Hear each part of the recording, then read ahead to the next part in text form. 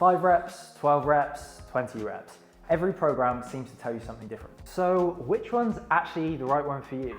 Most people will tell you there are strict rules when it comes to reps. And to be fair, there's some truth in that. They're a decent starting point. But you hear it all the time. Low reps build strength, moderate reps build muscle, and high reps build endurance, which is simple, neat, and easy to remember. But it's not that black and white. There's a lot of crossover.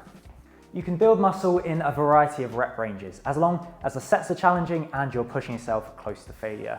Rep ranges are just tools to manipulate tension, fatigue, and volume.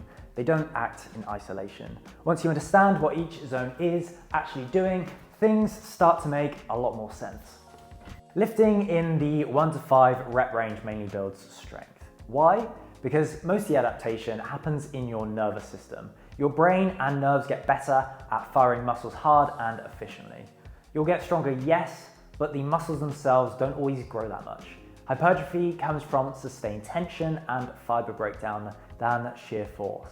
So if your goal is a bigger, fuller physique, performing this rep range exclusively will leave some potential growth on the table. But if you're into raw strength, this is where you need to look. Lifting in a higher rep range of 15 plus reps are mostly about endurance, but it can build muscle. It's just harder. You're pushing your muscles for longer, and often the limiting factor isn't just the muscle. It can be your lungs, your heart, or the burn building up in the muscle from lactate. Attempt to do 20 squats, and by rep 15, your quads, your breathing, and your stamina are all working against you. High reps have their place, sometimes as rehab work, exercise finishers, or for some sort of hybrid cardio work. But for pure muscle growth, most of your training shouldn't be high rep.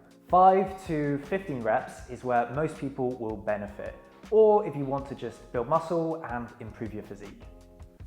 The weight is heavy enough to create meaningful tension, but light enough to maintain good form.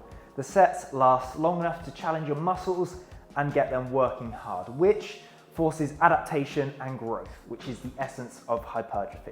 It's sustainable too. You can push close to failure without damaging your joints or technique.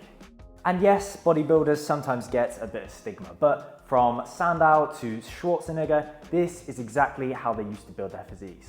For most of us, it's not just effective, it's the healthiest way to train. Most fitness videos make rep ranges sound like strict zones carved in stone, with strength being 1 to 5, hypertrophy being 8 to 12, and endurance being in the 15 reps or more. And that's usually the end of the story. But that's just not the full picture. Those ranges are just tendencies and are a starting point. But there's plenty of crossover. That's why I, and many others, like to widen the so-called hypertrophy range from the typical 8 to 12 repetitions to the 5 to 15. I just find locking it down too tightly really narrows the window and doesn't account for how many different muscles respond to certain exercises. Traps usually respond best to heavier loads, which is around 5 to 10 reps, because of the way they respond to the weighted stretch. Whereas lateral raises are far more flexible when it comes to repetitions. You can aim for somewhere in the 6 to 15 rep range, but it's worth experimenting to see what really engages the muscle for you. Reps aren't magic in isolation. They're just one variable alongside sets, rest time, and tempo. Each one shifts the kind of stress your body has to deal with. At the heart of all this is mechanical tension. We like to measure progress by watching the weight go up because it's simple and objective. But in truth, what matters is whether those muscle fibers are being challenged under tension consistently.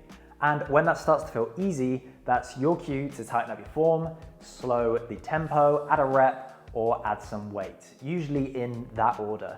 Your chosen rep range is just one way of deciding what kind of stress you're applying. And all those stresses, the reps, the sets, the tempo, the rest, all build up into accumulated fatigue. That's what your body registers, and that's what drives adaptation.